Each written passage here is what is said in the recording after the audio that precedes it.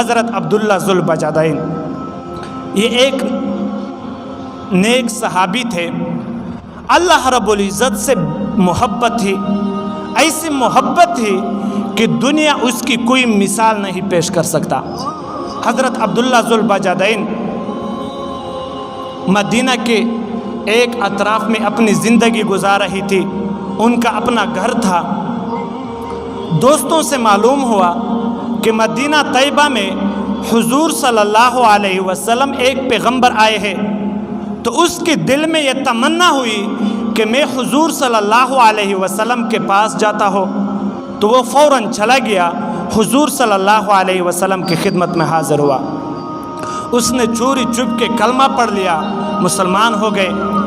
واپس آئے تو ان کے گھر والے چونکہ سارے کافر تھے، کوئی بھی مسلمان نہیں تھا، لیکن دین اسلام وہ اپنے سینے میں چھپا نہیں سکتے تھے۔ جس بندے سے جس کی محبت ہوتی ہے تو اس کی یہ محبت کبھی نہیں چھپ سکتی۔ تو گھر والوں کو پتہ، جب بھی گھر والے حضور صلی اللہ علیہ وسلم کی تذکرہ کرتے تھے تو وہ فوراً متوجہ ہو جاتے تھے۔ ایک مرتبہ اس کی چاچا نے کہا کہ ہمیں پتہ چل رہا ہے کہ آپ نے اسلام قبول کیا ہے۔ حضرت عبداللہ ذوالبجادین رضی اللہ تعالیٰ عنہ نے فرمایا کہ جی ہاں، میں نے اسلام قبول کر لیا۔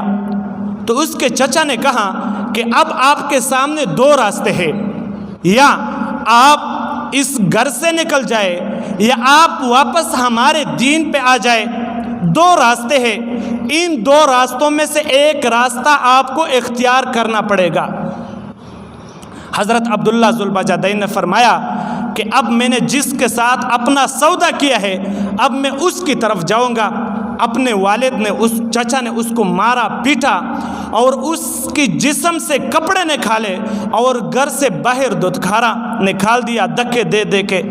جب باہر نکلا تو بڑے غمزدہ ہو گئی، پریشان ہو گئی۔ اس کے والدہ بھی کھڑی تھی اور اس سے اپنے بیٹے کی ننگا جسم برداشت نہیں ہوئی۔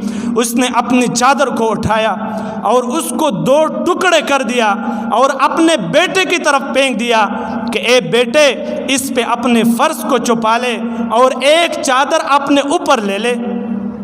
حضرت عبداللہ ذوالبجادین دل میں ہزار خدشات لے کر گھر سے باہر روانہ ہوئے، پریشان غمگین ہے۔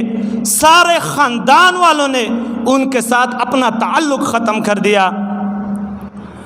اس نے سوچا کہ اب مجھے جس کی خاطر مجھے اپنے گھر سے نکالا ہے اب مجھے انہی کی طرف جانا پڑے گا، میرے پاس دوسرا راستہ نہیں۔ حضرت عبداللہ ذوالبجادین مدینہ کی طرف چل پڑے۔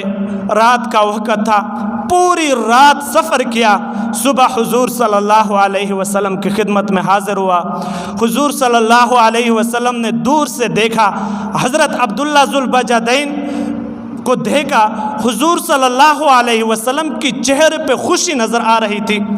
صحابہ کرام نے دیکھا کہ آج حضور صلی اللہ علیہ وسلم اتنا خوش نظر آ رہے ہیں، یہ کون سا صحابی ہے، کون سا بندہ ہے جس کو دیکھ کر حضور صلی اللہ علیہ وسلم خوش ہو رہے۔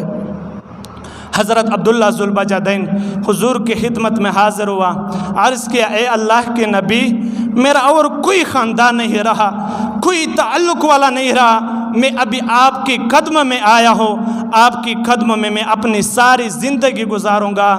حضور صلی اللہ علیہ وسلم نے ان کو اصحاب صفہ میں شامل کر دیا، اور پھر ایک مرتبہ اللہ سے اتنی محبت تھی کہ وہ بے اختیار ہو کر کبھی کبھی اللہ اللہ کہہ دیتے تھے۔